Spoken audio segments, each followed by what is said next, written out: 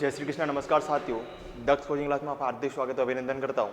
हमने स्टार्ट किया था राजस्थान का भूगोल की थ्योरी क्लासेस। उसमें हम चर्चा कर रहे थे आपके भौतिक प्रदेश में थार के मरुस्थल के बारे में। कल हमने आपके विश्व के संदर्भ में और भारत के संदर्भ में थार के मरुस्थल की चर्चा की थी, और आज हम चर्चा करेंगे आपके राजस्थान के संदर्भ में थार के मरुस्थल की, यानी कि राजस्थान में थार के मरुस्थल की क्या क्या विशेषता है, यानी इसकी क्या क्या विशेषता, इसको पुनः कितने भागों में बांटा गया, सबकी हम आज क्या कर चर्चा करेंगे। और जो साथी हमारे साथ जुड़ चुके हैं, एक बार क्लास को शेयर जरूर कर देना जिससे क्लास सब तक पहुंच जाए। और जो साथी इस चैनल पर नए हैं, एक बार चैनल को सब्सक्राइब जरूर कर देना जिससे कि आपके दोबारा इस क्लास की सूचना को जल्दी से जल्दी मिल सके। तो देखो, कल हमने देखा था कि जो आपका थार का मरुस्थल है, थार का मरुस्थल है ना, कि इसको विश्व के संदर्भ में इसकी विशेषता अलग है, भारत के संदर्भ में इसकी विशेषता क्या है, अलग है। आज हम चर्चा करें राजस्थान के संदर्भ में थार का मरुस्थल। तो देखना आपका हो जाएगा राजस्थान के संदर्भ में थार का मरुस्थल। बात करें तो ये देखो,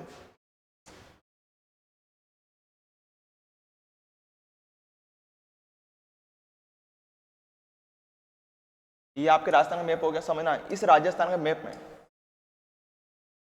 ये आपकी मध्यम अरावली पर्वतमाला होगी, ये आपकी अरावली होगी, और ये वाला जो भूभाग है, ये वाला भूभाग आपका, ये वाला पूरा भूभाग कहलाता है आपका पश्चिमी रेतीला मरुस्थल, या फिर क्या हो जाए थार का मरुस्थल। क्या हो जाएगा आपका पश्चिमी रेतीला मरुस्थल, पश्चिमी रेतीला मरुस्थल, रेतीला मरुस्थल जिसे कहा जाता है थार का मरुस्थल। अगर इसके बारे में बात करें, ये जो पश्चिमी रेतीला मरुस्थल है, यह मरुस्थल राजस्थान के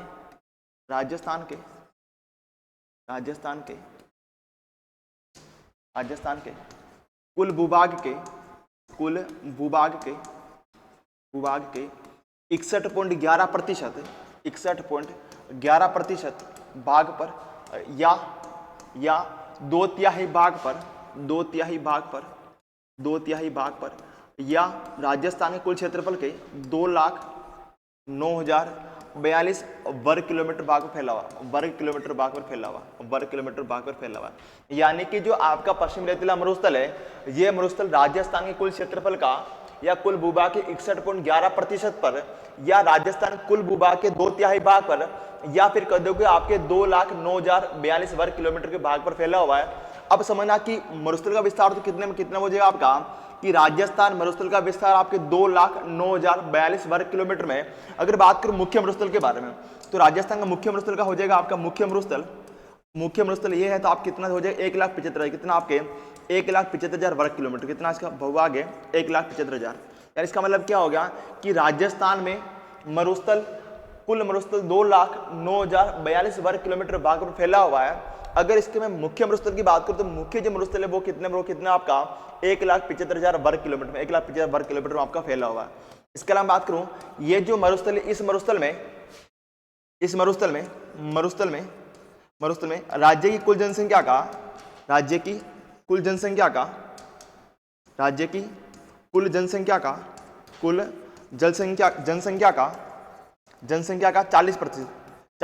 से निवास करता, 40% क्या करता है आपका निवास करता है, कि राजस्थान की कुल जनसंख्या का 40% हिस्सा आपके मरुस्थल में निवास करता है। मरुस्थल में क्या करता है आपका निवास करता है। इसके अलावा बात करें, जो मरुस्थल है, ये जो आपका मरुस्थल है, इस मरुस्थल में अगर बात करूं, तो ये मरुस्थल आपका यह क्षेत्रफल व जनसंख्या की दृष्टि से,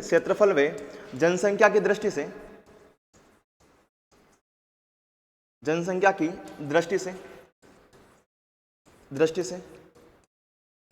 से राजस्थान का सबसे बड़ा भौतिक प्रदेश है। राजस्थान का सबसे बड़ा भौतिक प्रदेश है, यानी कि जो आपका पश्चिमी रेतीला मरुस्थल है, ये आपका जनसंख्या में, किसमें, क्षेत्रफल में राजस्थान का सबसे बड़ा भौतिक प्रदेश है। इसके अलावा बात करें कि ये आपका जनसंख्या में, क्षेत्रफल में तो सबसे बड़ा भौतिक प्रदेश है, जबकि बात करें जनघनत्व की दृष्टि से ये आपके राजस्थान का सबसे छोटा, या फिर कह सकते हो कि यहाँ पर आपके न्यूनतम जनघनत्व पाया जाता है, कि राजस्थान में न्यूनतम जनघनत्व वाला भौतिक प्रदेश कौन सा होगा आपका थार का मरुस्थल, कौन सा पश्चिमी रेतीला मरुस्थल होगा। तो कह सकते हो यह भौतिक प्रदेश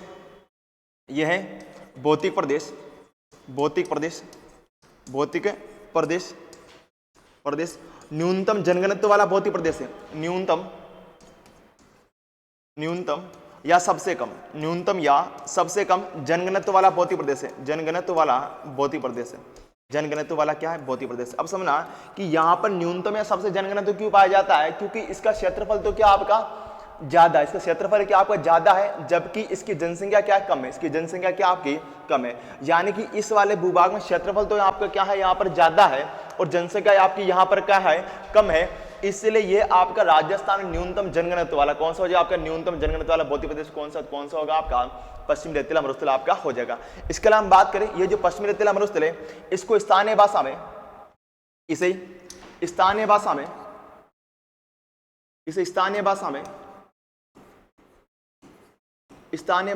थली कहा जाता है। स्थानीय भाषा में थली कहा जाता है, कि मरुस्थल को स्थानीय भाषा में थली कहा जाता है।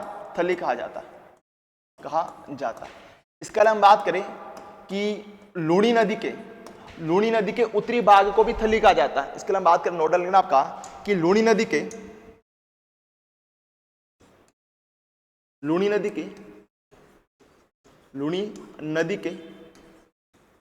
उत्तरी भाग को भी, लूणी नदी के उत्तरी भाग को भी थली कहा जाता है। यानी थली शब्द का प्रयोग दो जगह, एक तो कहां पर होता है आपका मरुस्थल के लोग, दूसरा कहां पर होता है आपका लूणी नदी के उत्तरी भाग को भी थली कहा जाता है। एक तो इसका प्रयोग होता है आपका मरुस्थल के लिए, और दूसरा होता है आपके लूणी नदी के उत्तरी भाग के लिए क्या थली शब्द का क्या होता है, प्रयोग होता है। इसके अलावा हम बात करें, चलो सबको जय श्री कृष्ण, राधे राधे,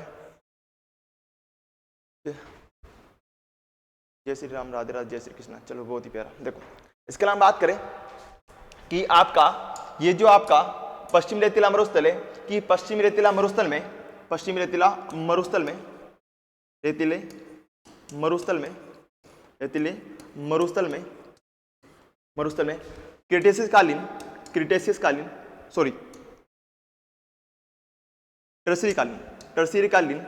टर्सरी कालीन अवसादी चट्टान पाई जाती है। टर्सरी कालीन अवसादी चट्टान पाई जाती है। अवसादी चट्टान पाई जाती है। अवसादी चट्टानें पाई जाती है। जिसमें जीवाश्म खनिजों की प्रधानता है। जिसमें जीवाश्म खनिजों की प्रधानता है। जीवाश्म खनिजों की प्रधानता पाई जाती है। जिसमें जीवाश्म खनिजों की प्रधानता पाई जाती है। इसका मतलब समझना क्या होता है कि आपका जो पश्चिम रेतीला मरुस्थल है, इस पश्चिमी रेतीला मरुस्थल में टर्सरी कालीन अवसादी चट्टान पाई जाती है। टर्सरी कालीन अवसादी चट्टानें पाई जाती है। एक चीज समझना कि जहां पर भी आपके अवसादी चट्टान पाई जाती है, वहां पर हमेशा आपके जीवाश्म खनिज के भंडार ज्यादा पाए जाते हैं। कैसे? तो आपके वहां पर हमेशा जीवाश्म खनिज पाए जाते हैं कि उत्पादन पाई जाती है, जिसमें आपके मुख्य जिसमें आपका आ जाएगा, जिसमें हो जाएगा आपका कोयला, पेट्रोलियम पदार्थ वे प्राकृतिक गैस, प्राकृतिक गैस की प्रधानता है। प्राकृतिक गैस यानी आप देखोगे कि जो आपके राजस्थान में कोयला हो गया, पेट्रोलियम हो गया, प्राकृतिक गैस, ये भी कहां पर मिलती है? कहां पर मिलती है? आपके पश्चिम रेतीला मरुस्थल में। कहां पर मिलती है? पश्चिम रेतीला मरुस्थल में मिलती है। इसके अलावा बात करें, ये जो आपका मरुस्थल है, इस मरुस्थल की आपकी मृदा, इसकी मृदा हो जाएगी, तो इसकी मृदा हो जाएगी आपकी मृदा या मिट्टी। इसकी मृदा हो जाएगी सामान्य, इसकी मृदा हो जाएगी आपकी रेतीली बलुई मृदा। कि पश्चिमी रेतीला मरुस्थल में रेतीली बलुई मृदा पाई जाती है। कि पश्चिमी रेतीला मरुस्थल में रेतीली बलुई मृदा पाई जाती है। लेकिन यहाँ पर वैज्ञानिक वर्गीकरण के अनुसार आपको पता है कि राजस्थान में वैज्ञानिक आधार पर मृदा को 5 भागों में बांटा गया, या फिर कह सकता हूं आपके कि राजस्थान में वैज्ञानिक वर्गीकरण दिया गया था मृदा को लेकर, उसमें राजस्थान की मृदा को 5 भागों में बांटा गया। इन 5 भागों में से 2 मृदा, एक तो कौन सी आपकी एंटीसोल, दूसरी कौन सी एरिडोसोल। कौन सी आपकी एरिडोसोल। यानी कि राजस्थान की जो एंटीसोल वे एरिडोसोल मृदा, वो भी कहां पर पाई जाती है? आपकी पश्चिम रेतीला मरुस्थल। तो मैं कह सकता हूं आपका कि यहां पर मृदा तो आपकी रेतीली बलुई मृदा पाई जाती है। बलुई रेतीली कह सकते हो आपका बलुई रेतीली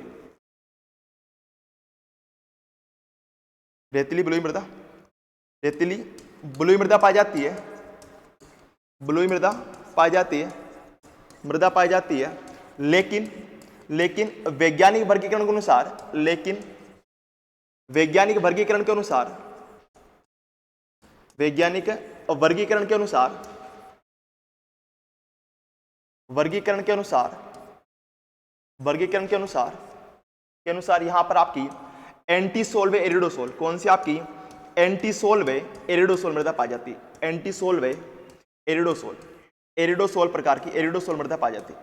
एरिडोसोल मृदा पाई जाती है, एरिडोसोल मृदा पाई जाती है। यानी जब पढ़ेंगे आपकी राजस्थान की मृदा तो वहां से बहुत ज्यादा काम आएगा कि जो राजस्थान की मृदा है इसमें से जो आपकी वैज्ञानिक आधार मृदा का विभाजन किया गया, इनमें से एंटीसोल और कौन सी आपकी एरिडोसोल मृदा है, ये आपके पश्चिम रेतीला मरुस्थल में पाई जाती है। इसके अलावा बात करें यहाँ की वनस्पति, तो यहाँ की वनस्पति मुख्यतः आपकी वनस्पति आ जाएगी कि यहाँ की आपकी मुख्यतः वनस्पति, यहाँ की मुख्यतः वनस्पति हो जाएगी आपकी वनस्पति कौन सी मिलेगी आपको यहाँ पर, तो वनस्पति मिलेगी आपको मरुद्भिदीय जीरोफाइट्स। कौन सी मिलेगी आपको मरुद्भिदीय जीरोफाइट्स, कि मरुस्थल में उगने वाली वनस्पति कौन सी आपकी मरुद्भिदीय जीरोफाइट्स, कौन सी आपकी मरुद्भिदीय जीरोफाइट्स,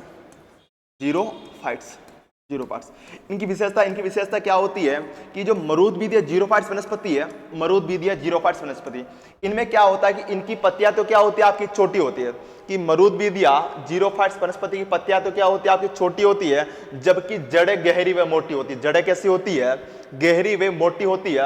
अब समझना कि जड़ें गहरी व मोटी क्यों होती है, क्योंकि आपको पता है जो पश्चिम रेतीला मरुस्थल है यहाँ पर क्या है, पानी की क्या रहती कमी रहती है, पानी क्या रहती कमी रहती है। अगर पत्ती, आपको पता है कि जो पौधे होते हैं या जो पेड़ पौधे होते हैं ये अपना भोजन स्वयं बनाते हैं, ये अपना भोजन प्रकाश संश्लेषण क्रिया से बनाते हैं। तो जब क्या होता है कि यहाँ की पत्तियां क्या होगी, बड़ी होगी, पत्तियां क्या, यदि पत्तियां इनकी क्या होगी, बड़ी होगी, तो इनको पानी की आवश्यकता भी क्या होगी आपकी ज्यादा होगी, यानी पानी की मात्रा भी इनको क्या चाहिए होती है आपकी ज्यादा चाहिए होती है। इसलिए क्या होता है इनकी पत्तियां क्या छोटी छोटी होती है, तो इनको पानी की आवश्यकता कम चाहिए होती है, यानी कि कम पानी में भी ये पौधे अपने आप को जीवित रख लेते हैं और अपने आप के लिए भोजन पका लेते हैं। और इसकी जड़ें कैसे होती है, गहरी व मोटी। अब जड़ें गहरी व मोटी क्यों होती है कि यदि जड़ें गहरी होगी तो क्या करेगी, आपके अंदर से भी क्या करेगी, पानी को खींच कर लाकर अपने आप क्या कर देगी, आपूर्ति कर देगी। इसलिए कहते हैं इनकी विशेषता क्या, इसकी विशेषता हो जाए आपकी कि यहाँ पर पाई जाने वाली वनस्पति आपकी मरुद्भिदीय जीरोफाइट्स है, जिनकी पत्तियां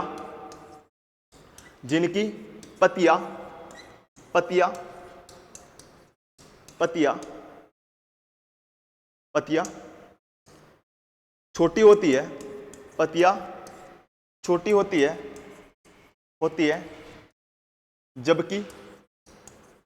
जबकि जड़ें गहरी व मोटी कैसी होती है आपकी, जड़ें गहरी व मोटी होती है, गहरी व मोटी होती है।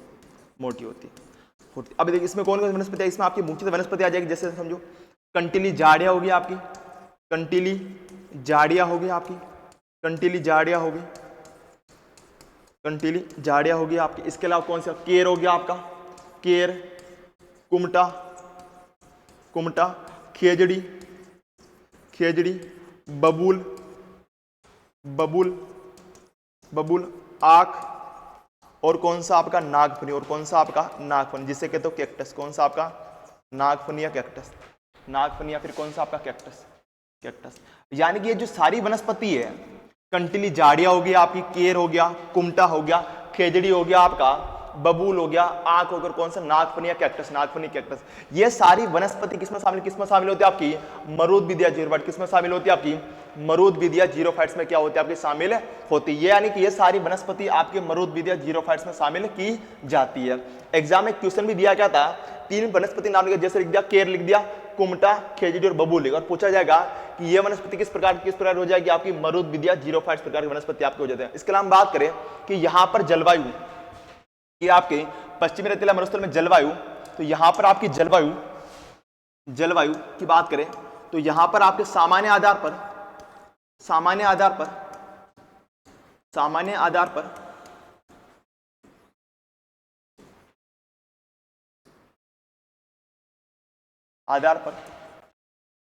शुष्क व अर्धशुष्क,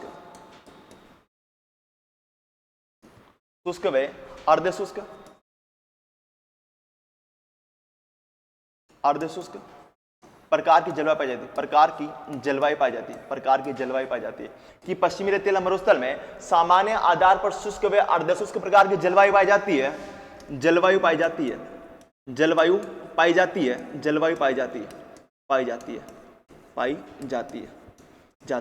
लेकिन कोपेन के अनुसार लेकिन कोपेन के अनुसार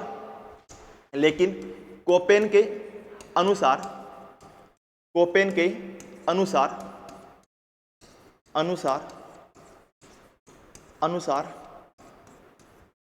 अनुसार आपकी यहां पर BW HW वे BSHW प्रकार की जलवायु पाई जाती है, तो जब भी हम पढ़ेंगे आपके कोपेन का वर्गीकरण तब समझ में आ जाएगा आपको कि यहां पर आपके BW HW और कौन सी आपकी BSHW प्रकार की जलवायु पाई जाती है। यानी कि जब हम पढ़ेंगे जलवायु के बारे में तब यहां से आपके बहुत ज्यादा आसान होने वाले हैं कि जो आपका शुष्क मरुस्थल है ना, कि जो आपका शुष्क मरुस्थल है जिसमें आपके सीमावर्ती जिले यानी जो आपकी अंतर्राष्ट्रीय सीमा रेखा पर स्थित है उसमें तो आपकी BW HW प्रकार की यानी कि शुष्क प्रकार की, और जो बाकी आपके बांग्ला प्रदेश के जिले जिसमें आपके अर्धशुष्क मरुस्थल के जिले आते हैं, आपका चूरू हो गया, झुंझुनू हो गया, जोधपुर हो गया, पाली हो गया, बाड़मेर हो गया आपका, और ये जालोर सांचौर वाला क्षेत्र, यहाँ पर आपकी BSHW प्रकार की जलवायु पाई जाती है। तो कहीं ना कहीं ये जो लाइन है ना, जब हम पढ़ेंगे जलवायु तब आपके लिए बहुत ज्यादा काम आना है। इसके हम बात करें कि इसकी जो मुख्य नहर है कि पश्चिम रेतीला मरुस्थल की मुख्य नहर कौन सी होने वाली है, तो इसकी जो मुख्य नहर है वो कौन सी आपकी इंदिरा गांधी नहर है। कौन सी आपकी इंदिरा गांधी नहर है। अगर बात करें कि इसकी मुख्य नहर, तो इसकी आपकी मुख्य नहर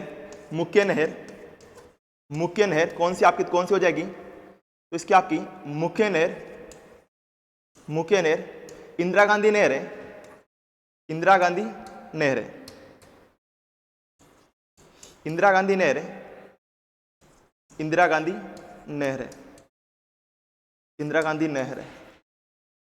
नहर है जिसे मरुगंगा कहा जाता है, मरुगंगा कहा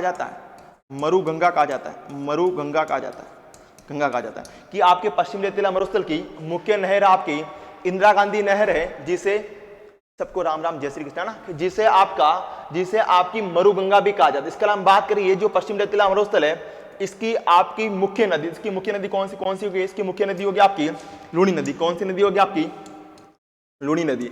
इसकी मुख्य नदी कौन सी होगी आपकी लूणी नदी। इसकी मुख्य नदी कौन सी आपकी लूणी नदी होगी। मुख्य नदी आपकी लूणी नदी है। लूणी नदी मुख्य नदी की बात करें तो इसकी मुख्य नदी हो जाएगा आपकी मुख्य नदी। तो मुख्य नदी कौन सी जो आपकी लूणी नदी। किसकी मुख्य नदी आपकी लूणी नदी है। नदी है जिसे आधी खारी आधी मीठी, जिसे आपकी आधी खारी आधी मीठी कहा जाता है। आधी खारी आधी मीठी लवणवती आदि कहा जाता है। आधी खारी वे आधी मीठी कहा जाता है। मीठी कहा जाता है। इसके अलावा हम बात करें कि जो आपका पश्चिम रेतीला मरुस्थल इसका मुख्य बांध यानी इसका प्रमुख बांध कौन सा आपका जवई बांध। कौन सा बांध है आपका जवई बांध है कि पश्चिम रेतीला मरुस्थल का जो प्रमुख बांध है मुख्य बांध कौन सा आपका जवई बांध है। इस जवई बांध को पश्चिमी राजस्थान का या फिर कह दूं आपके मारवाड़ का अमृत सरोवर, जिसे आपके मारवाड़ का अमृत सरोवर कहा जाता है कि आपके पश्चिम रेतीला मरुस्थल का मुख्य बांध। तो इसका मुख्य बांध हो जाएगा आपका इसका प्रमुख या मुख्य बांध। कौन सा आपका जवई बांध। कौन सा बांध है आपका जवई बांध। ये जवई बांध कहां पर आपका सुमेरपुर पाली में। कहां पर आपका सुमेरपुर पाली में कि पश्चिम रेतीला मरुस्थल का जो प्रमुख बांध है मुख्य बांध है कौन सा आपका जवई बांध। और जवई बांध कहां पर आपका सुमेरपुर पाली में। कहां पर आपका सुमेरपुर पाली में। किस नदी पर आपका जवई नदी पर। किस नदी पर बना हुआ आपका सुमेरपुर पाली में जवई नदी पर बना हुआ है। जवई नदी पर बना है कि जवई बांध सुमेरपुर पाली में जवई नदी पर बना हुआ है, जिससे आपके मारवाड़ का अमृत सरोवर कहा जाता है। मारवाड़ का अमृत सरोवर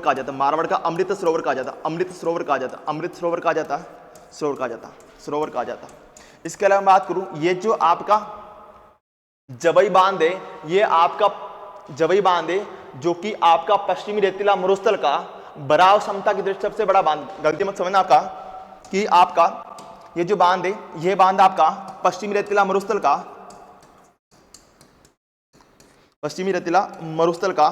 बराव क्षमता की दृष्टि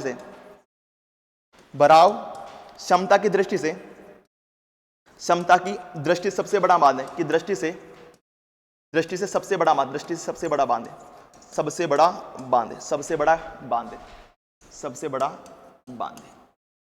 बड़ा बांध। अब एक चीज समझना आपको। अब आपको पता है कि आपका राजस्थान का बताना कमेंट में जल्दी से कि राजस्थान का बराव क्षमता की दृष्टि सबसे बड़ा बांध कौन सा आपका बताना कि राजस्थान में बराव समता की दृष्टि सबसे बड़ा बांध कौन सा आपका, कौन बताए कमेंट में। क्या बात है, आज बहुत सारा आ गया, चलो बहुत अच्छा। कीमत गुजर बता रहा है कि जवाई बांध बहुत ही प्यारा, निवाई टोंक से, क्या बात है गुरुजी, प्रणाम आपको, प्रणाम जी। क्वेश्चन समझा नहीं आपने, मैं पूछ रहा हूं कि राजस्थान का बराव समता की दृष्टि सबसे बड़ा बांध कौन सा आपका। चलो ओके, देखो कुछ नाम लेता हूं, आप याद करना। अगर आपसे पूछा जाए कि राजस्थान में बराव समता की दृष्टि सबसे बड़ा बांध कौन सा बांध होगा आपका, कौन, राणा प्रताप सागर बांध है, कौन सा बांध आपका, राणा प्रताप सागर। फिर आपसे पूछा जाता है कि राजस्थान का सबसे लंबा बांध कौन सा होगा आपका, माही बजाज सागर बांध, कौन सा आपका, माही बजाज सागर बांध। और माही बजाज सागर बांध कहां पर है, बांसवाड़ा। फिर आपसे पूछा जाता है कि राजस्थान का सबसे ऊंचा बांध तो कौन सा होगा, जाखम बांध। और जाखम बांध कहां पर, प्रतापगढ़ में, कहां पर है, प्रतापगढ़ में। लेकिन आपसे पूछा जाता है कि पश्चिमी रेतीला मरुस्थल का बराव समता की सबसे बड़ा बांध कौन सा होगा आपका, जवाई बांध, जिसे मारवाड़ का अमृत सरोवर भी से कहा जाता है। इसके अलावा हम बात करें, ये जो आपका पश्चिमी रेतीला मरुस्थल है, इस पश्चिमी रेतीला मरुस्थल की, इस पश्चिमी रेतीला मरुस्थल की आपकी मरुस्थल का मुख्य अभ्यारण्य, इसका आपका मुख्य या प्रमुख अभ्यारण्य, इसका आपका मुख्य या प्रमुख अभ्यारण्य कौन सा होगा आपका, राष्ट्रीय मरु उद्यान। कौन सा होगा आपका, राष्ट्रीय मरु उद्यान, राष्ट्रीय मरु उद्यान, राष्ट्रीय मरु उद्यान, राष्ट्रीय मरु उद्यान, मरु उद्यान की पश्चिमी रेतीला मरुस्थल का सबसे मुख्य आपका प्रमुख उद्यान कौन सा, अभ्यारण्य कौन सा होगा आपका, राष्ट्रीय मरु उद्यान। कौन सा होगा आपका, राष्ट्रीय मरु उद्यान। अब देखिए समझना आपका, ये जो राष्ट्रीय मरु उद्यान है, इसका विस्तार 2 जिलों में, किन के जिलों में आपका, तो इसका विस्तार जैसलमेर और बाड़मेर में, किसमें आपके, जैसलमेर व बाड़मेर में, जैसलमेर व बाड़मेर दोनों में है, जैसलमेर व बाड़मेर दोनों में है, बाड़मेर दोनों में है। कि पश्चिमी रेतीला मरुस्थल में जो मुख्य आपका अभ्यारण्य वो कौन सा आपका, राष्ट्रीय मरु उद्यान है। और इस राष्ट्रीय मरु उद्यान का विस्तार आपको जैसलमेर में बाड़मेर दोनों में। अगर बात करूं इसके नाम में क्या है, इसके नाम में क्या आपका राष्ट्रीय उद्यान है, क्या है, राष्ट्रीय उद्यान। लेकिन अभी तक ये राष्ट्रीय उद्यान नहीं बना है कि आपका राष्ट्रीय मरु उद्यान जैसलमेर में है और इसके नाम में तो क्या आपका राष्ट्रीय मरु उद्यान है, लेकिन अभी तक ये राष्ट्रीय उद्यान है, जबकि क्या है, अभी तक क्या अभ्यारण्य, क्या आपका अभ्यारण्य। इसके अलावा बात करूं तो ये आपका क्षेत्रफल की दृष्टि से, ये आपका क्षेत्रफल की दृष्टि से राजस्थान का सबसे बड़ा अभ्यारण्य है। अगर बात करें तो ये क्षेत्रफल की दृष्टि से, यह क्षेत्रफल की दृष्टि से, क्षेत्रफल की दृष्टि से, की दृष्टि से, दृष्टि से, दृष्टि से राज्य का सबसे बड़ा अभ्यारण्य, दृष्टि से राज्य का सबसे बड़ा अभ्यारण्य, राज्य का सबसे बड़ा अभ्यारण्य, सबसे बड़ा अभ्यारण्य, सबसे बड़ा अभ्यारण्य, बड़ा अभ्यारण्य, अभ्यारण्य। अब आपको यह भी पता होगा कि राजस्थान का क्षेत्रफल की दृष्टि सबसे छोटा अभ्यारण्य कौन सा होगा आपका, कि राजस्थान का क्षेत्रफल की दृष्टि सबसे छोटा अभ्यारण्य कौन सा होगा, तो कौन सा होगा आपका, सरिस्का है। कौन सा होगा आपका, सरिस्का होगा ना। आप याद करें साइड में दिख रहा आपका कि सबसे छोटा अभ्यारण्य, सबसे छोटा अभ्यारण्य, सबसे छोटा अभ्यारण्य कौन सा होगा आपका, सरिस्का है। कौन सा होगा आपका, सरिस्का है होगा, जो कहां पर आपका, अलवर में, कहां पर आपका, अलवर में, कहां पर आपका, अलवर में, याद होगा। इसके अलावा हम बात करें, ये जो आपका मरुस्थल है, इस पश्चिमी रेतीला मरुस्थल से इसका गुजरने वाला प्रमुख एच, इसका प्रमुख एनएच, तो इसका मुख्य प्रमुख एनएच कौन सा होगा, तो कौन सा होगा आपका एनएच 15 या 62। कौन सा होगा आपका एनएच 15 या 62, इसका मुख्य एनएच कौन सा, एनएच 15 या 62, कौन सा 15 या 62 होगा। यानी जो सारी विशेषता किसके बारे में होगी आपकी, ये सारी विशेषता आपके मरुस्थल के बारे में होगी। इसके लिए आपको पता है कि जो पश्चिमी रेतीला मरुस्थल है, पश्चिमी रेतीला मरुस्थल, इसका विस्तार, तो इसका विस्तार पश्चिम से पूर्व की ओर किस ओर है आपका, तो इसका विस्तार आपका, इसका विस्तार पश्चिम से पूर्व की ओर हो रहा है, पश्चिम से पूर्व की ओर हो रहा है, पश्चिम से पूर्व की ओर हो रहा है, पश्चिम से पूर्व की ओर हो रहा है, पूर्व की ओर हो रहा है, और हो रहा है। ये भी आपको याद होना कि जो मरुस्थल का विस्तार हो रहा है आपका पश्चिम से पूर्व की ओर आगे की ओर बढ़ रहा है। यानी ये सारी विशेषता क्या होगी, ये सारी विशेषता आपके राजस्थान के संदर्भ में होगी। यानी कि इसका आपका क्षेत्र में कितना हो जाएगा आपका 61.11% है, या फिर कह दोगे आपके 2,09,042 वर्ग किलोमीटर, या फिर आपके 2/3 भूभाग पर फैला हुआ।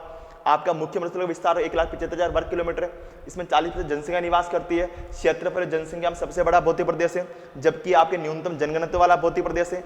इसको स्थानीय भाषा में स्थली कहा जाता है। जबकि इस लूनी नदी के उत्तरी भाग, जबकि लूनी नदी के उत्तरी भाग को भी आपका थली कहा जाता है। यहाँ पर आपकी टर्सरी अवसाद चट्टानें पाई जाती है, जिसमें सर्वाधिक जीवाश्म खनिजों की प्रधानता होती है। जीवाश्म खनिज में आप कोयला, पेट्रोलियम पदार्थ, प्राकृतिक आदि आते हैं। इसकी मृदा कौन सी? रेतीली बलुई मृदा है। इसके अलावा वैज्ञानिक आधार पर आपकी मृदा एंटीसोल एरिडोसोल मृदा है।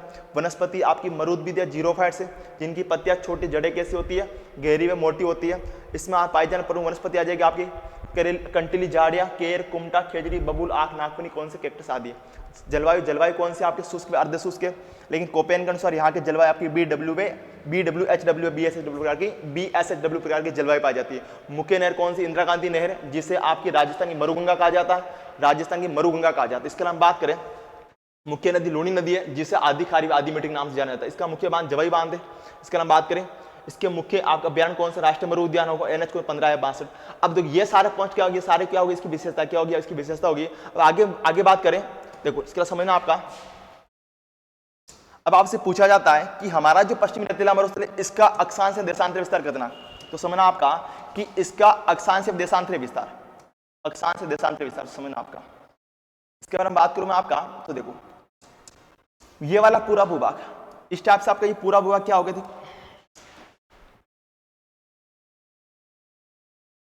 तो देखो ये जो पूरा भूभाग हो जाएगा आपका, ये पूरा भूभाग क्या कहलाएगा? मरुस्थल। क्या आ जाएगा? आपका मरुस्थल हो जाएगा। ये पूरा भूभाग आपका, ये देखो ये पूरा क्या हो गया? आपका मरुस्थल। क्या हो गया? आपका मरुस्थल हो गया। ये वाला पूरा भूभाग का मरुस्थल हो गया। अब समझना आपका, ये इसका उत्तरी भाग हो गया आपका, ये इसका उत्तरी भाग हो गया आपका, ये इसका दक्षिणी भाग हो गया आपका, ये इसका इधर पूर्वी भाग हो गया आपका, और ये कौन सा होगा? पश्चिमी। कौन सा भाग हो गया? आपका पश्चिमी भाग हो गया। इसका नाम बात करें, ये जो आपका मरुस्थल है, इस मरुस्थल की उत्तर से दक्षिण कुल लंबाई, तो इसकी उत्तर दक्षिण कुल लंबाई हो जाएगा आपकी, यानी कि आपकी यहां से लेकर यहां तक उत्तर से दक्षिण कुल लंबाई कितनी? 640 किलोमीटर। कितनी? 640 किलोमीटर। कितनी? आपकी 640 किलोमीटर। यानी कि पश्चिमी रेतीला मरुस्थल की उत्तर दक्षिण कुल लंबाई कितनी? आपकी 640 किलोमीटर। लंबाई कितनी? 640 किलोमीटर। लंबाई कितनी? आपकी 640 किलोमीटर। 640 किलोमीटर की क्या आपकी लंबाई। इसके अलावा बात करूं कि आपके पश्चिम रेतीला मरुस्थल की चौड़ाई हो जाएगा आपकी पूर्व से पश्चिम। इसकी चौड़ाई कितनी? 300 किलोमीटर। कितनी? आपकी 300 किलोमीटर। तो इसकी चौड़ाई कितनी? 300 किलोमीटर। कितनी? आपकी 300 किलोमीटर। इसकी चौड़ाई कितनी? आपकी 300 किलोमीटर। 300 किलोमीटर।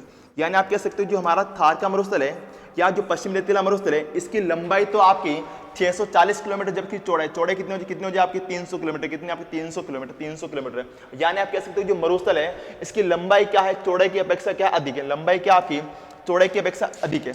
चौड़ाई की अपेक्षा अधिक है। चौड़ाई की अपेक्षा अधिक है। चौड़ाई की अपेक्षा क्या आपकी?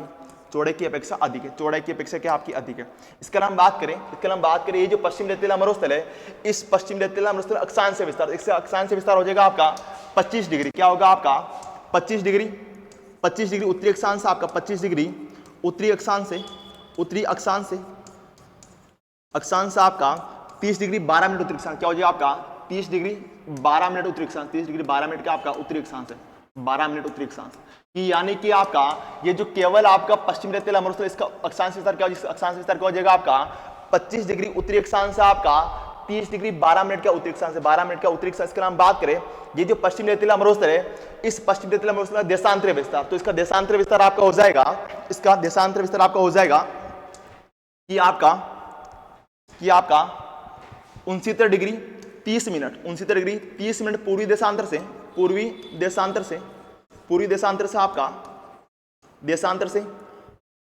आपका 75 डिग्री 45 मिनट। 75 डिग्री 45 मिनट क्या हो जाएगा? पूर्वी देशांतर हो जाएगा। पूर्वी देशांतर आपका हो जाएगा, यानी कि आपके मरुस्थल देशांतर विस्तार हो जाएगा 69 डिग्री 30 मिनट पूर्वी देशांतर से लेकर आपका 75 डिग्री 45 मिनट का पूर्वी देशांतर, इसका क्या हो जाएगा? आपका देशांतर विस्तार हो जाएगा। इसके अलावा बात करें, ये जो पश्चिम रेतीला मरुस्थल है, इसका डाल, तो इसका डाल हो जाएगा आपका ऐसे, इस टाइप से हो जाएगा आपका, यानी कह दोगे आपके दक्षिण पश्चिम, उत्तर पूर्व से क्या हो जाए? दक्षिण पश्चिम। क्या होगा? उत्तर पूर्व दक्षिण पश्चिम होगा। अब समझना आपका किसका डाल ये क्यों होगा, क्योंकि आपको पता है नदी कौन सी बहती है आपकी, मुख्य नदी कौन सी? आपकी लूनी नदी है। कि पश्चिम रेतीला मरुस्थल की मुख्य नदी कौन सी? आपकी लूनी नदी है। और जो लूनी नदी बहती है मरुस्थल में आपकी, तो ये नदी जो बहती है, ये आपकी उत्तर पूर्व से दक्षिण पश्चिम की ओर बहती है। यानी कि जो मरुस्थल में जो लूनी नदी बहती है, ये आपकी उत्तर पूर्व से दक्षिण पश्चिम की ओर बहती है। इसीलिए हम कह सकते हैं कि इसका जो डाल है वो आपका उत्तर पूर्व से दक्षिण पश्चिम की ओर क्या हो जाएगा? आपका उत्तर पूर्व से दक्षिण पश्चिम की ओर। मैं कह सकता हूं आपका कि जो इसका डाल हो जाएगा आपका, तो इसका आपका डाल हो जाएगा आपका, डाल डाल के जो आपका उत्तर पूर्व से दक्षिण पश्चिम हो जाएगा, दक्षिण पश्चिम, यानी कि मरुस्थल का ढाल क्या हो जाएगा, उत्तर पूर्व से दक्षिण पश्चिम इसका ढाल हो जाएगा। अब ये ढाल ये क्यों होगा, क्योंकि जो लूणी नदी है, लूणी नदी कैसे बहती है, लूणी नदी इसी रूप में क्या होती, प्रवाहित होती है, इस रूप में क्या होती, प्रवाहित होती है। इसके अलावा बात करें, ये जो आपका मरुस्थल है, इस मरुस्थल का जो उत्तरी पश्चिम भाग है, इस उत्तरी पश्चिम भाग की ऊंचाई, तो यहां से समुद्र तल से ऊंचाई वो कितनी आपकी 300 मीटर, कितनी है 300 मीटर, यानी कि पश्चिमी रेतीला मरुस्थल की समुद्र तल से ऊंचाई उत्तरी पश्चिम भाग की कितनी मीटर आपकी 300 मीटर, कितनी है 300 मीटर। इसकी क्या ऊंचाई है, क्या आपकी ऊंचाई है कि पश्चिमी रेतीला मरुस्थल की समुद्र तल से ऊंचाई उत्तरी पश्चिमी भाग की 300 मीटर है, जबकि इसके दक्षिणी भाग की ऊंचाई ये कितनी हो जाएगी आपकी, ये हो जाएगी आपकी 150 मीटर, कितनी 150 मीटर, कितनी आपकी 150 मीटर, कितनी आपकी 150 मीटर है, 150 मीटर, 150 मीटर है, कितने आपकी 150 मीटर, कितनी है 150 मीटर, क्या आपके 150 मीटर का दक्षिणी भाग की ऊंचाई, दक्षिणी भाग की क्या समुद्र की ऊंचाई, दक्षिणी भाग की समुद्र तल की ऊंचाई। इसका मतलब क्या होगा आपका, ये जो मरुस्थल है आपको उत्तर पश्चिम में थोड़ा सा क्या ऊंचा है, जबकि दक्षिणी भाग में थोड़ा सा क्या नीचे, थोड़ा सा क्या आपका नीचे है। और यह डाटा एग्जाम आपसे पूछा गया, और बुक्स में भी आपका ये डाटा लिखा हुआ है, ऑर्थोपेडिक बुक में आपका ये डाटा लिखा हुआ है कि जो आपका पश्चिमी रेतीला मरुस्थल है किस भाग में थोड़ा सा नीचे, किस भाग में आपका नीचे, किस भाग में नीचे होगा आपका दक्षिणी भाग की, इसकी ऊंचाई थोड़ी सी क्या है, कम है, यानी कि ये जो भूभाग है ये आपका समुद्र तल से 150 मीटर की या ऊंचाई पर क्या है, अब आपकी ऊंचाई पर स्थित है। यानी सारे फिक्स आपको याद होना चाहिए कि इसकी उत्तर दक्षिण कुल लंबाई कितनी 640 किलोमीटर, इसकी पूर्व पश्चिम चौड़ाई कितनी होगा आप 300 किलोमीटर, यानी आप कह सकते हो कि इसकी लंबाई क्या चौड़ाई से क्या है, अधिक है, यानी कि पश्चिमी रेतीला मरुस्थल की लंबाई चौड़ाई से क्या है आपकी अधिक है। इसके अलावा बात करें कि इसकी जो मुख्य नदी जो लूणी नदी यहाँ पर आपके उत्तर पूर्व से दक्षिण पश्चिम की ओर बहती है। इसी आधार पर हम कह सकते हैं कि इसका जो ढाल होगा वो कैसा होगा आपका उत्तर पूर्व से दक्षिण पश्चिम की ओर। आपने देखा होगा कि जो कारीगर होते हैं ना, कारीगर वो डाल हमेशा पानी डालकर निकालते हैं, देखा हो ना, घर पर जब फर्श लगता है ना तो डाल से निकालते हैं, उसमें पानी डालेंगे, जिस दिशा में क्या होगा पानी बहेगा उसी दिशा में क्या होगा आपका ढाल होगा। तो जो लूणी नदी वो भी इसी दिशा में बहती है, इसलिए इसका ढाल क्या हो जाएगा आपका उत्तर पूर्व से दक्षिण पश्चिम का ढाल आपका हो जाएगा। इसका हम बात करें, ये जो लूणी नदी है, तो इसका हम बात करें जो मरुस्थल है इसका उत्तरी पश्चिमी ऊंचाई, तो इसकी उत्तर पश्चिमी ऊंचाई 300 मीटर है, जबकि इसके दक्षिणी भाग की ऊंचाई कितनी 150 मीटर है, 150 मीटर, कितनी 150 मीटर की दक्षिणी भाग की ऊंचाई है। ये सारे फैक्ट्स के बारे में हो गए, किसके बारे में, मरुस्थल के बारे में हो गए। आई होप आपको यहाँ तक क्लियर हो चुका होगा, यहाँ तक आपको क्लियर सारा पॉइंट्स हो चुका होगा। फिर इसका अभ्यारण्य बहुत ही प्यारा, चलो झुंझुनू के प्रोग्राम, चलो बहुत सही, ओके। यहाँ पे आपको सारे पॉइंट्स एकदम व्यवस्थित क्लियर हो चुके हैं। अब आगे की ओर बढ़ते आपके, देखो अब देखो, अगर हम बात करूं आपके, अगला आ जाएगा आपका मरुस्थल संबंधित शब्दावलियां, मरुस्थल से संबंधित शब्दावलियां, संबंधित प्रमुख शब्दावलियां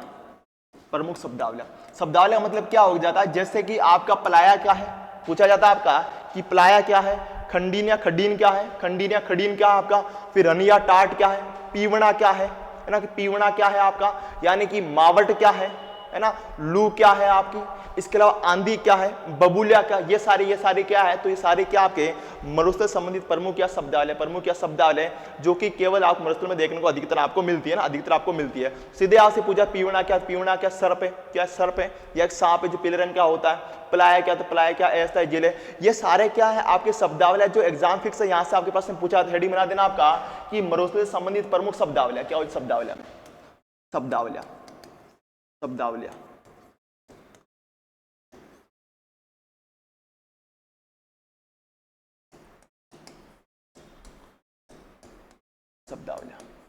इससे पहला आ जाएगा, वो आ जाएगा आपका, सबसे पहले बात करें किसके बारे में, तो आ जाएगा आपका दोरे या दरियन। क्या आता शब्द आता आपका, दोरे या दरियन क्या है, तो समझना आपका दोरे या दरियन, सबको पता है इसका वैसे मतलब क्या होता है आपका कि दोरे या दरियन। तो समझना आपका कि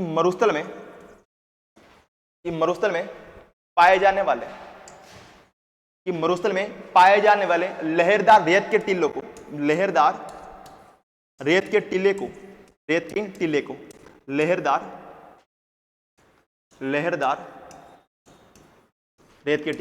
कि मरुस्थल में पाए जाने वाले लहरदार रेत के टीले को स्थानीय भाषा में भाषा में दोरे या दरियन कहा जाता है। स्थानीय भाषा में दोरे या दरियन कहा जाता है। दोरे या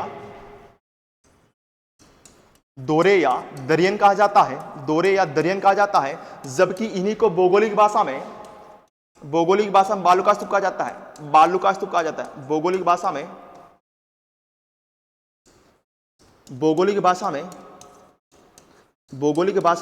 बालू का स्तूप कहा जाता है। भौगोलिक भाषा में बालू का स्तूप कहा जाता है। बालू का स्तूप कहा जाता है। बालू का स्तूप कहा जाता है। तो सीधा मतलब सब समझ में आ गया होगा आपका कि दोरे या दरियन का मतलब क्या होता है आपके रेत के टीले। क्या होते हैं? रेत के टीले होते हैं, जिनको स्थानीय भाषा में तो आपके रेत के टीले को स्थानीय भाषा में दोरे या दरियन कहा जाता है। जबकि इन्हीं दोरे या दरियन को भौगोलिक भाषा में आपके क्या कहा जाता है? इसको आपका बालू का स्तूप कहा जाता है। बालू का स्तूप इसे कहा जाता है। इसका नाम बात शब्द आता है आपका प्लाया। क्या आता है आपका? प्लाया। शब्द आता प्लाया। और सुना प्लाया क्या होता है आपका? ये प्लाया। देखो, अगर बात करूं जो प्लाया शब्द है ये आपके स्पेनिश भाषा शब्द है कि प्लाया स्पेनिश भाषा का शब्द है। प्लाया स्पेनिश भाषा का शब्द है। स्पेनिश भाषा का शब्द है जिसका अर्थ होता है आपका उच्च भूमि से गिरा हुआ निम्न भूमि क्षेत्र। निम्न भूमि क्षेत्र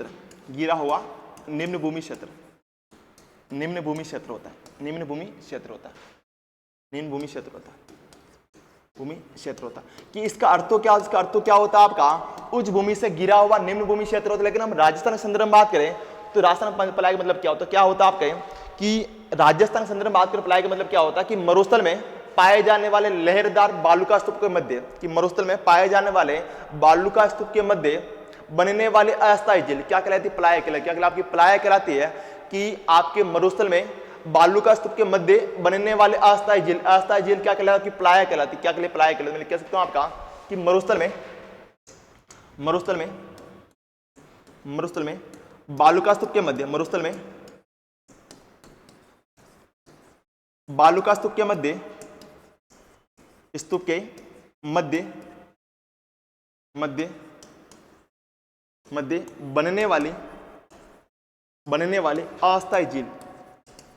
बनने वाली अस्थायी झील क्या कहलाती है आपकी? अस्थायी झील आपकी प्लाय कहलाती है। अस्थायी झील क्या कहलाती है आपकी? प्लाय कहलाती है। अस्थायी झील प्लाया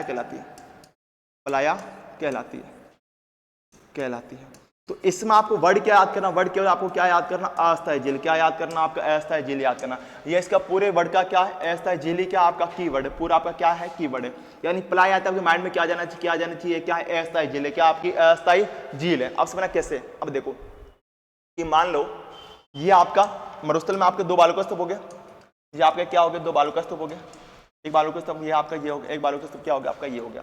अब होता क्या कि मान लो मरुस्थल में जो दो बालू का स्तूप है, अब क्या होता है जो बालू का स्तूप है ये बालू का स्तूप एक आपका ये हो गया। बालू का स्तूप आपका ये हो गया। बालू का स्तूप आपका ये हो गया। स्तूप आपका ये हो गया। दूसरा बालू का स्तूप आपका ये हो जाएगा। दूसरा बालू का स्तूप आपका ये हो गया। बालू का स्तूप आपका ये हो गया। अब क्या होता है कि यहां पर अगर मान लो वर्षा हुई, यहां पर क्या हुई? आपकी वर्षा हुई। ये मान लो यहां से क्या हुई? आपकी वर्षा हुई। क्या होती है? आपकी वर्षा। अब क्या होता है कि वर्षा यहां से होती है, आपकी वर्षा होती है। अब वर्षा के कारण क्या होता है कि यहाँ पर जो ये मध्य का स्थान है, ये नहीं, ये जो मध्य का स्थान है, यहाँ पर कुछ समय के लिए झील बन जाती है। कुछ समय के लिए क्या बन जाती है? यहाँ पर आपकी कुछ समय के लिए यहाँ पर आपकी झील बन जाती है। कुछ समय के लिए यहाँ पर क्या बन जाती है? आपकी झील बन जाती है। अब झील क्यों बनती है? क्योंकि होता क्या है कि जो आपकी वर्षा होती है, वर्षा होने के कारण जो वर्षा का जल है जो बालू का स्तूप के मध्य इकट्ठा हो जाता है। बालू का स्तूप के मध्य इकट्ठा हो जाता है और इकट्ठा होने के कारण यहाँ पर क्या बन जाती है? कुछ समय के लिए झील बन जाती है। कुछ समय के लिए क्या बन जाती है? आपकी झील बन जाती है। अब ये पानी इसमें जमा होगा और पानी जमा होने के कारण यहाँ पर क्या बन गई? तो झील बन गई। क्या हो? इसमें पानी भरा गया आपका और यहाँ पर क्या बन गई? झील। और झील कैसी? अस्थायी झील है। कैसी झील? आपकी अस्थायी झील। अस्थायी झील क्या कहलाती है? अस्थायी झील आपकी प्लाया कहलाती। प्लाया कहलाती। तो सीधे ही आपसे पूजा का मतलब क्या हो जाएगा? मतलब क्या हो जाएगा आपका? आपको याद क्या करना है कि मरुस्थल में बालू का स्तूप के मध्य बनने वाली अस्थायी झील क्या कहलाती? क्या कहलाती है? आपकी प्लाया कहलाती है। प्लाया कहलाती है। तो इसका मेन मोटिव क्या हो जाएगा? क्या हो जाएगा? आपका अस्थायी झील है ना। प्लाया आती है आपके माइंड में क्या आ जाना चाहिए? आपका अस्थायी झील आपको आ जाना चाहिए। और एग्जाम में कितनी बार पूछा गया है कि प्लाया क्या? तो प्लाया क्या? अस्थायी झील है। क्या? आपकी अस्थायी झील। कम से कम 10 बार तो मैंने बोल लिया। आपको भूलना नहीं चाहिए प्लाया का मतलब क्या आता है? आपका अस्थायी झील आता है। चलो बहुत ही सही, सबको नमस्ते, बहुत ही प्यारा। चलो अस्थायी जेल, बहुत ही प्यारा। चलो ठीक है, आगे बढ़ते अपन। देखो अगर हम बात करें आगे की ओर, शब्द आता आपका रनिया टाट। क्या आता आपका? रनिया टाट। देखो रनिया टाट समझना आपका, रनिया टाट, रनिया टाट, रनिया टाट। देखो इसका मतलब क्या होता है कि रन या टाट और आपका प्लाया दोनों में क्या समानता होती है, लेकिन रन या टाट का मतलब क्या होता है? दलदली भूमि। क्या होता है आपका? दलदली भूमि। इसकी परिभाषा हो जाएगा आपके कि मरुस्थल में बालुका स्तूप के मध्य बनने वाली दलदली भूमि क्या कहलाती है? आपकी रन या टाट कहलाती है। रन या टाट कहलाती है, जो कि स्थायी होती है। कैसी होती है? स्थायी होती है। यानी कि प्लाया तो कैसी होती है? अस्थायी होती है, जबकि रन या टाट आपकी स्थायी होती है। कैसी होती है? स्थायी होती है ना। तो कभी कभी आपसे भी पूछा जा समझना आपका, अगर शब्द आ जाए आपका, इसकी परिभाषा आपको हो जाएगी कि मरुस्थल में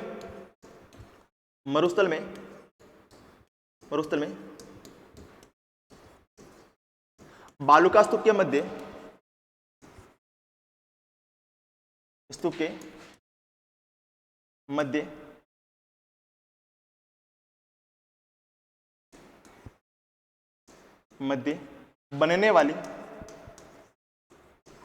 बनने वाली अस्थायी झील, सॉरी बनने वाली दलदली भूमि, स्थायी दलदली भूमि, बनने वाली मरुस्थल में बालुका स्तूप के मध्य बनने वाली स्थायी दलदली भूमि क्या कहलाती है आपकी? तो दलदली भूमि आपकी, दलदली भूमि रनिया टाट कहलाती है। रनिया टाट कहलाती है। इसका मतलब क्या हो गया? मान लो दोबारा समझना आपका, जैसे ये आपका बालुका स्तूप हो गया, ये आपका क्या हो गया? बालुका स्तूप हो गया। ये आपका क्या हो गया? बालुका स्तूप हो गया। अब यहाँ पर क्या होगा? यहाँ पर जो भूमि बनती है ये यदि कैसी होगी? स्थायी होगी। जेल कैसी होगी? आपकी अस्थायी जेल होगी ना। यहाँ पर जो भूमि हो कैसी होगी? आपकी स्थायी दलदली भूमि। कैसी होगी? आपकी स्थायी दलदली भूमि होगी। दलदली भूमि कैसी होगी? आपकी स्थायी होगी। कैसी होगी? आपकी स्थायी दलदली भूमि। तो ये क्या कहलाएगा? आपकी रनिया टाट। क्या कहलाएगा? आपकी रनिया टाट कहलाएगी। रनिया टाट कहलाएगी। ये आपका बालुका स्तूप हो गया, ये बालुका स्तूप हो गया आपका, और ये भी आपका बालुका स्तूप हो गया। तो आपको दोनों चीज समझ में आ गई होगी।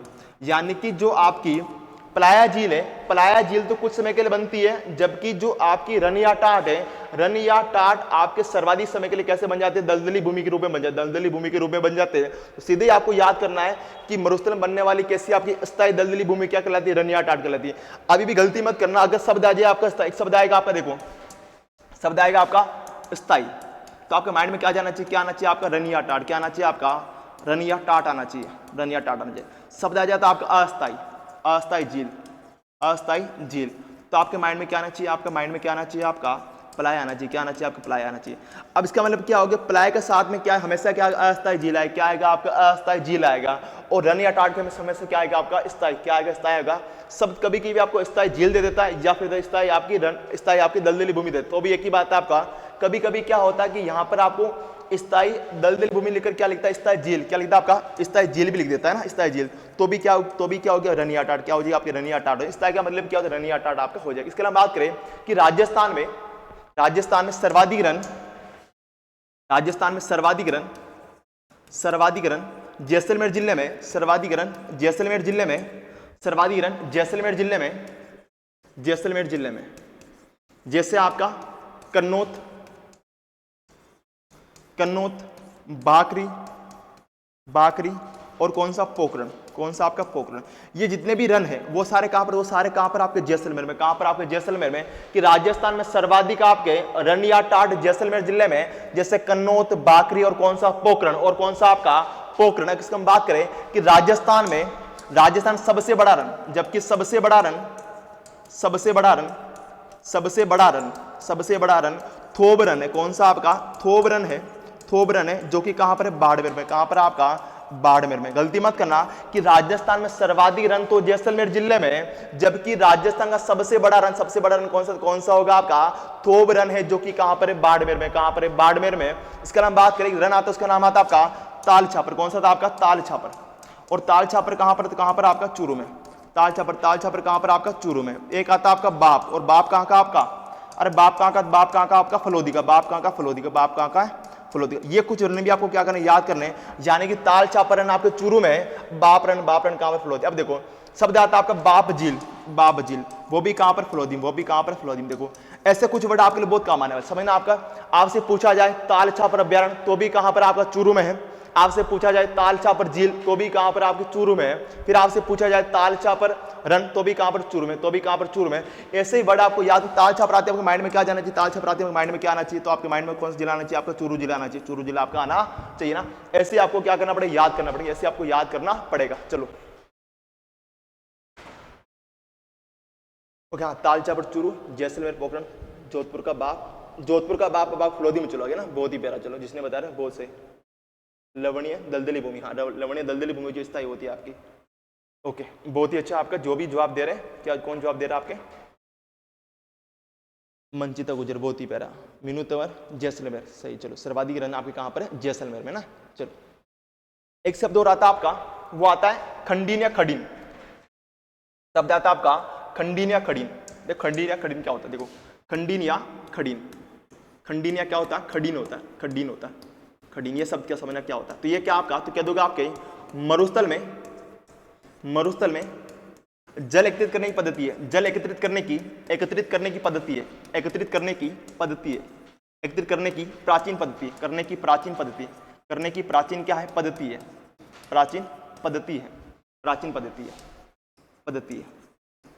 समझना आप कहें कि खडीन या खंडीन क्या हो जाएगा आपका, कि मरुस्थल में जल एकत्रित करने की प्राचीन पद्धति है, और इसी पद्धति के द्वारा जैसलमेर के पालीवाल ब्राह्मण आपकी जैसलमेर पालीवाल ब्राह्मण कृषि करता है, जिसे खंडीन कृषि कहा जाता है। कि इसी पद्धति के द्वारा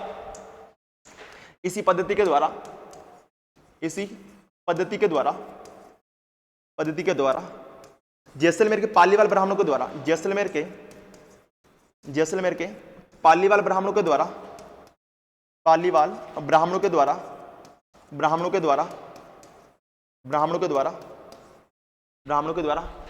कृषि की जाती है, के द्वारा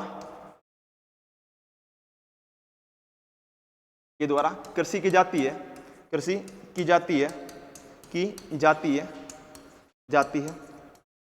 है, जिसे खंडीन कृषि कहा जाता है, खंडीन कृषि कहा जाता है, कृषि कहा जाता है। अब समझना इसका मतलब होता है क्या, सीधे आपसे पूछा है खंडीन का मतलब क्या हो जाएगा आपका, कि मरुस्थल में जल एकत्रित करने की क्या है, पद्धति है। और आपसे पूछा जाए कि राजस्थान में खडीन या खंडीन कृषि कहां पर होती है, जैसलमेर जिले में। सर्वाधिक कहां पर होती है, आपके जैसलमेर जिले में होती है। और इसका प्रारंभ आपके जैसलमेर के पालीवाल ब्राह्मणों के द्वारा किया गया। आप देखना कि शायद यहां से एग्जाम में क्वेश्चन पूछा गया है कि राजस्थान में खंडीन कृषि का प्रारंभ किसके द्वारा किया गया, आपका जैसलमेर के पालीवाल ब्राह्मणों के द्वारा यहां पर खंडीन कृषि का प्रारंभ किया गया था, इसके अलावा बात करें, अब देखिए कैसे होगा। समय होता क्या था पहले क्या होता था कि मान लो ये कोई खेत है, ये आपका क्या खेत है, ये कोई आपका खेत हो गया। अब ये कोई आपका खेत हो गया, अब इसके पास में क्या खड्डा बना, गड्ढा या खड्डा बना। इसके पास में क्या करता है आपका, एक गड्ढा या खड्डा बना, गड्ढा या खड्डा बनाते हैं। तो पहले क्या करते हैं लोग, आपके गड्ढा या खड्डा बना दिया, आपका गड्ढा या खड्डा खोद दिया आपका। तो अब क्या होता है कि यहाँ पर जो गड्ढा या खड्डा है, ये जो आपका खड्डा है, इस खड्डे में क्या होता था कि जैसे यहाँ से कुछ वर्षा हुई, तो वर्षा होने के कारण यहाँ पर क्या होता है, आपका वर्षा होती है, तो अब ये इसका जल आएगा, जल क्या इसमें इकट्ठा हो जाएगा। इसके अलावा वो क्या करते हैं, खड्डा खोद दिया, इसके अंदर एक तिरपाल बिछा देते हैं, तिरपाल इसके अंदर बिछा देते थे। तिरपाल इसलिए बिछाते थे कि जो पानी था वो जमीन के अंदर नहीं पहुंच पाए, और इस पानी का उपयोग सिंचाई के लिए आराम से कर सके। तो होता क्या था कि जो गड्ढा या खड्डा खोद दिया खेत के जस्ट पास में, अब क्या होगा कि जब वर्षा होगी, तो वर्षा होने के कारण यहाँ पर क्या आपका जल भर जाएगा, यहाँ पर क्या होगा आपका जल भर जाएगा। अब यहाँ पर क्या होगा आपका जल भर जाएगा। अब जल पड़ने के कारण क्या होगा कि इस जल का उपयोग किसमें किया जाएगा, इस जल का उपयोग आपका खेती करने में, कृषि करने में किया जाएगा। इस जल का उपयोग से क्या किया जाएगा, तो यहाँ पर कृषि या खेती की जाती है, और इसी कृषि खंडीन कृषि कहा जाता है। इसी कृषि को आपकी खंडीन कृषि कहा जाता है, खंडीन कृषि कहा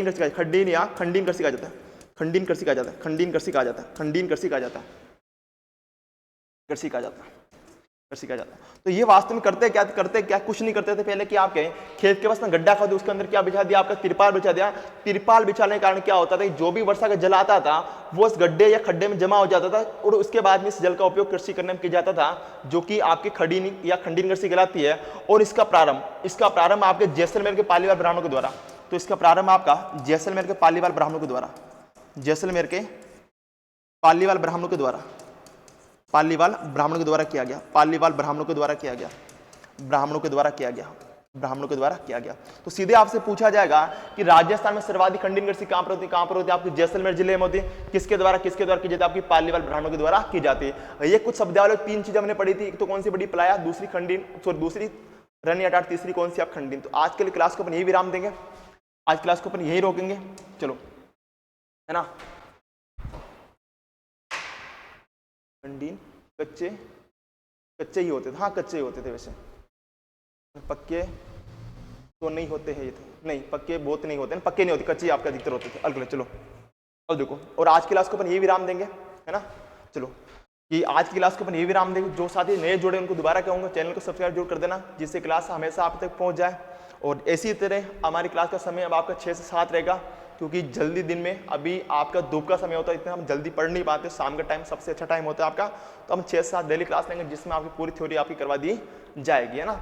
तो इसके साथ में कोशिश करेंगे जिससे कि आपकी जल्दी सिलेबस भी अच्छे से हो जाए और आपके एग्जाम के लिए ज़्यादा लाभदायक सिद्ध होने वाला है ना। कि और जो भी साथी जुड़े रहे उनको एक बार दोबारा तहे दिल से धन्यवाद कहना चाहूँगा, और अपनी पढ़ाई को जारी रखना, है ना, क्योंकि सबसे बड़ा क्या समय है। अगर समय आपका निकल गया दोबारा आपकी पढ़ाई नहीं हो पाएगी, है ना, क्योंकि सबसे बड़ा समय, क्योंकि राजस्थान सरकार हो गई तो ये क्या करती, 5 साल में एक बार भर्ती लग जाती है ना, और हम 1 या 2 बार ही तैयारी कर पाते जीवन में, इससे के बाद हमारा जीवन निकल जाता है। तो हमें क्या करना, समय का उपयोग करते हुए क्या करनी, तैयारी करनी है।